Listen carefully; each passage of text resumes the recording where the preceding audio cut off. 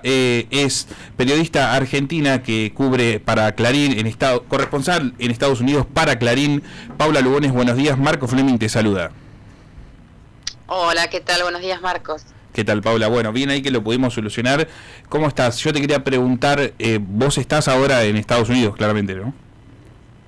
Sí. Estoy en Washington y cubro para Clarín todo lo que pasa en Estados Unidos. Bien, ¿cómo se está viviendo el quiebre del Silicon Valley Bank allá? Mira, es un tema que sacudió tremendamente los últimos días a Estados Unidos. Es un tema que se habla mucho en la calle, ocupa la portada de los diarios y de una de las principales noticias en todos los noticieros.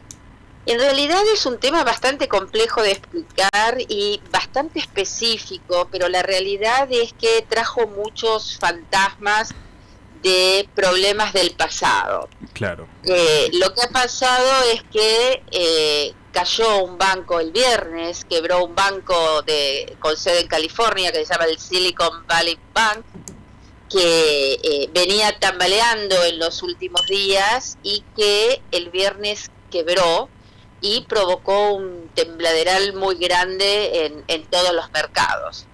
El banco en sí es un banco de tamaño mediano, es el número 16 del país, no es, digamos, uno de los más grandes de Estados Unidos, no es el JP Morgan, no es el Chase, el Citibank, ¿no? Y es un banco muy como de nicho, porque estaba especializado en tecnologías, tenía muchos clientes de las tecnológicas de Silicon Valley, ¿no? De ahí de las startups. De California, exacto. A ver, era un banco que no era inmenso y que terminó quebrando por una serie de malas inversiones que hizo con sus depósitos, ¿no? Eso te quería preguntar porque... perdón. Una de las problemáticas del Silicon Valley Bank es que ellos los depósitos que tenían lo pusieron en bonos del Tesoro Nacional, ¿verdad? A una tasa de un 1%. Claro. Ellos, a ver, vivieron una época como de plata dulce. Recordar que en momentos de la pandemia las startups y todas las empresas tecnológicas tuvieron un boom, ¿no? Y después de eso también el banco comenzó a trabajar con estos bonos del Tesoro a tasas muy bajas.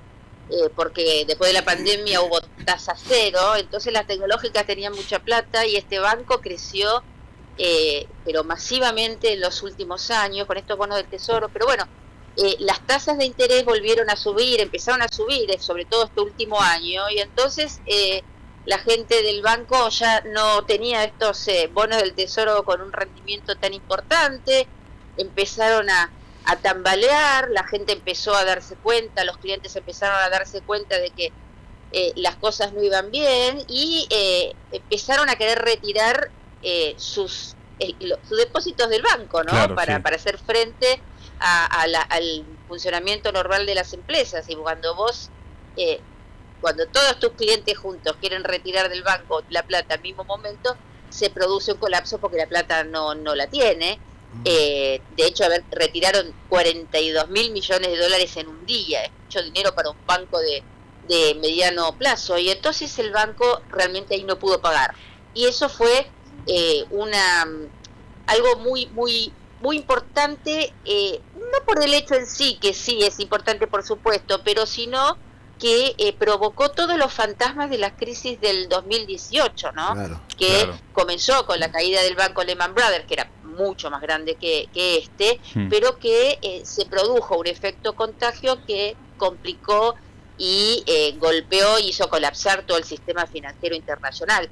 Entonces, si bien, digo para resumirte, ¿no? Si bien este banco es un banco mediano, después arrastró a otro también, que es otro banco mediano, lo que produjo en la gente es el recuerdo de aquellos años donde la bolsa empezó a caer dramáticamente todos los días, y los activos de la gente, la gente tiene acá sus jubilaciones en bonos de pensiones, tienen ahorros metidos muy atados a la bolsa, entonces la gente común empezó a temer de que sus ahorros se evaporaran, Claro. que fuera a su banco propio otro, no ese, y que no pudiera retirar sus depósitos. Entonces provocó una especie de pánico que se complicó mucho durante el fin de semana. Por eso el gobierno salió a tomar medidas para frenar toda esta ola, ¿no? Eso es lo que te quería preguntar, Paula, teniendo en cuenta el fantasma de Lehman Brothers desde el año 2008,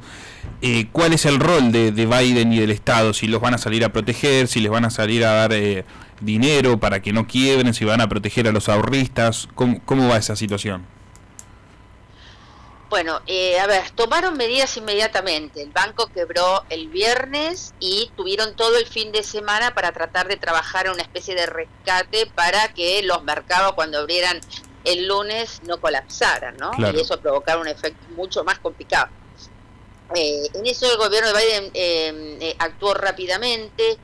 Él, mandó, quebró el banco y buscaron, junto con autoridades de la Fed y otros organismos del Estado, como la Corporación Federal del Seguro del Depósito, trataron de asegurar de que toda la gente pudiera retirar su dinero. En realidad no es tanto gente común, porque este banco tiene clientes de empresas quiero decir, son empresas importantes, Claro. no es el señor de la esquina, ¿no? Viste, tiene empresas como Pinterest, como Fitbit, como Etsy, Roku, Claro. Shopify, son clientes de ahí, o sea que son grandes corporaciones sobre todo que son clientes. Pero lo que hicieron, en una medida muy importante, es asegurar que todos pudieran retirar sus depósitos. ¿Por qué? Porque hay un seguro acá que tienen todos los bancos y que permite retirar hasta $250,000 que te quedó atrapado, digamos, en un banco que quiebre. Esto te lo garantiza esta Corporación Federal del Seguro, ¿no? Pero Claro. la mayoría de los clientes de ese banco, como eran grandes empresas, tenían mucho más de $250,000 en las cuentas. Claro. Entonces, lo que pasó este fin de semana es que extendieron ese límite, o sea que le garantizaron a todos los depositantes poder recobrar su dinero más allá de cualquier límite. Eso fue una medida que logró calmar también mucho los mercados. También hubo un tema político en el medio, porque Biden salió, dio un comunicado, habló desde la Casa Blanca, o sea, le dio importancia institucional al tema, dijo que el sistema bancario estaba seguro, que esto no iba a ser como el 2008 con la quiebra del Lehman Brothers, que no tenía nada que ver, que iban a aumentar las regulaciones para este tipo de mercados, o sea que hubo todo un paquete de medidas como para que el lunes no sufrieran tanto los mercados y de hecho de a poquito se va acomodando. Paula, a ver si me puedo escuchar. Paula, ¿cómo estás? Yo te quería consultar respecto a, frente a toda esta incertidumbre, ¿cómo es que se configuran las startups para evitar justamente que comentábamos, el efecto de propagación, un efecto contagio también con toda esta caída? Sí, esto produce un cimbronazo, ¿no? Para todo el mercado tecnológico de California. Bueno, el Silicon Valley estaba ubicado en un lugar estratégico para ellas y era un banco importante para las empresas tecnológicas, las mayores del país.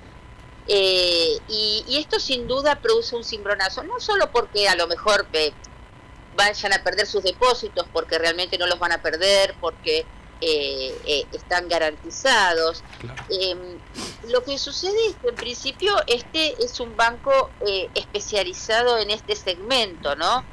El tema es que esto va a producir un cambio en el sistema bancario, un ajuste, va a haber más regulaciones.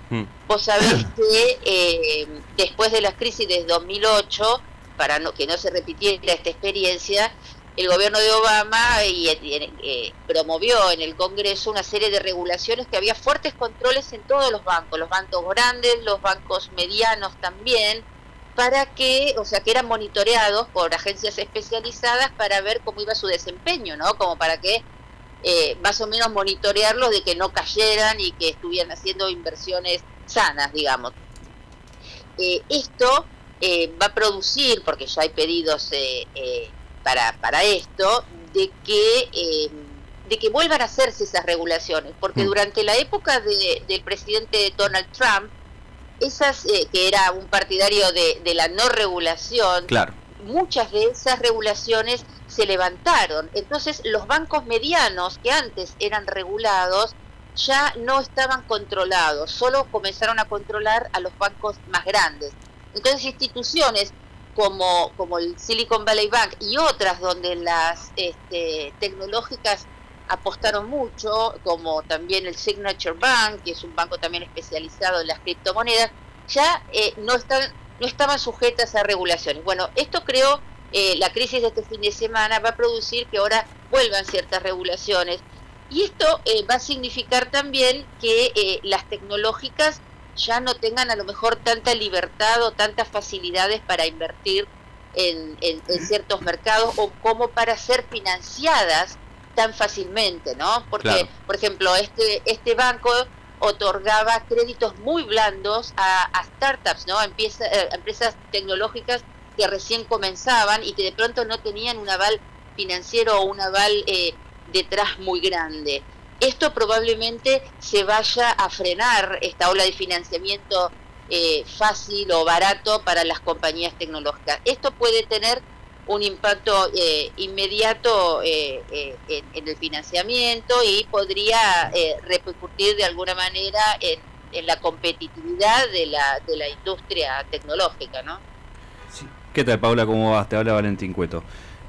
Bueno, hay cuestiones que tienen que ver con malas decisiones empresariales en cuanto a inversiones, pero también hay una matriz de esto que viene a causa de los cambios de perspectivas que hay a partir de la inflación. Y en ese sentido, Biden bueno, como decías recién, ha subido las tasas de interés, y eso genera todo un movimiento de mercado, pero realmente sirve para enfriar la economía, sirve para frenar la inflación, y sobre todo, ¿cómo nos afecta esta suba de tasas de intereses a nosotros desde Argentina? Bueno, primero y principal, a ver, Biden no es el que sube las tasas, sino que lo hace la Reserva Federal, que supuestamente que es un ente autártico y autónomo, es como el Banco Central, claro, que debería funcionar independientemente de las decisiones del gobierno, ¿no? Y en principio así funciona aquí. Bueno, después durante la pandemia y con el colapso económico que esto trajo, ¿no? No solo en Estados Unidos sino en el mundo, la Reserva Federal, para reactivar la economía, bajó directamente las tasas a punto cero y las mantuvo así por casi 3 años, ¿no? Claro. Eso significa que el dinero no valía nada y que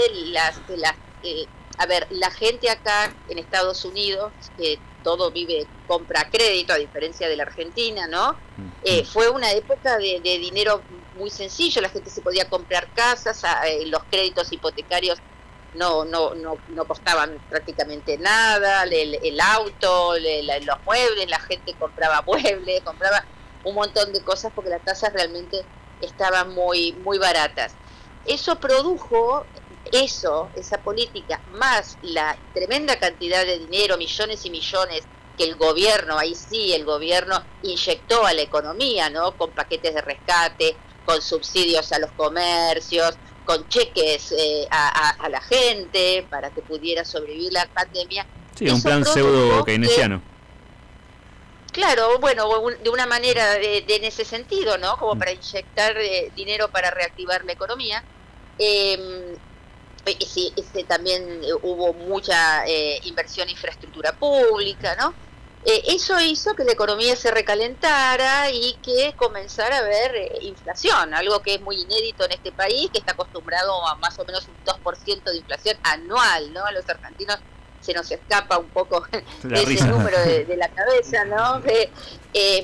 Pero bueno, el año pasado hubo picos, por ejemplo, de 9,5% de inflación anual, que para Estados Unidos es algo absolutamente inédito, era algo que no se veía en 40, 50 años. Entonces, la gente acá no está acostumbrada a vivir con la inflación y eso produjo un descalabro muy grande la economía, ¿no? Por un montón de cosas, por el recalentamiento de la economía, o sea, los precios se dispararon por el recalentamiento de la economía, porque la gente consumía con ese dinero, también se elevaron los salarios, aumentó el precio del combustible, bueno, una serie de factores.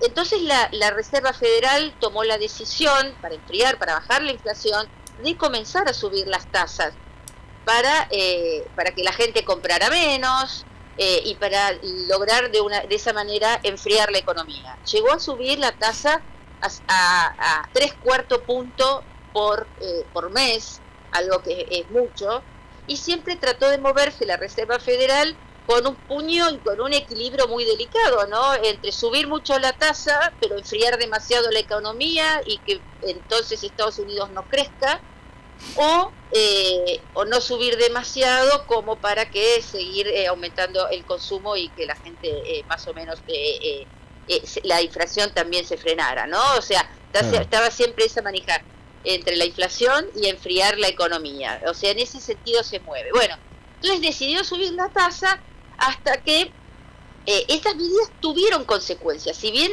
logró ir frenando la inflación, porque la inflación viene bajando ahora, este último mes subió solo un 0,4%, es más o menos anualizado, es un 6,4%.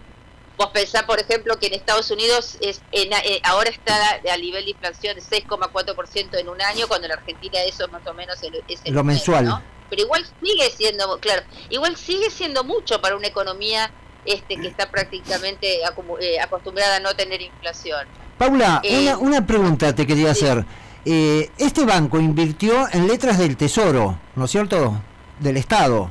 Sí. Confió en el Estado. El Estado, a través de la Reserva Federal, le varía del 1% que era anual al 6,4%. Y los depósitos esos los tenían fijos para los futuros 10 años. ¿Y el Estado no le podía haber reajustado las tasas para salvar el banco en primera instancia?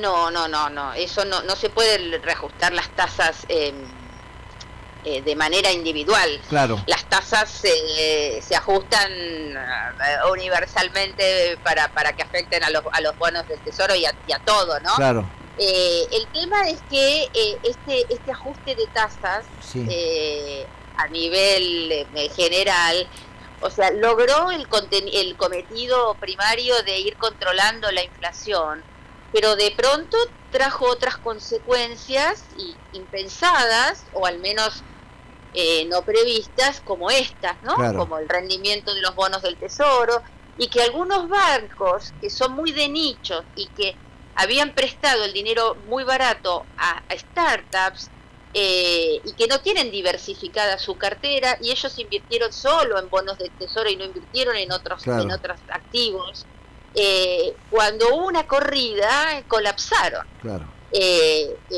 O sea, lo que tendría que haber habido quizás antes es un monitoreo, eso es lo que se está cuestionando mucho ahora, es un monitoreo antes para ver, bueno, a ver cómo es la cartera de este banco, qué estás invirtiendo, cómo es la política de tasas, porque cualquier movimiento que te hizo la Reserva Federal te complicó el Estado y te desestabilizó hasta provocar el colapso. Y esto es lo que se teme que pueda pasar en otros bancos. La lección de todo esto es que hay que prevenir para que no vuelva a pasar. Paula, ha sido un placer hablar con vos y muchas gracias por brindarnos esta comunicación. Al contrario, un gusto. Estábamos en comunicación con Paula Lugones, periodista argentina corresponsal en Estados Unidos para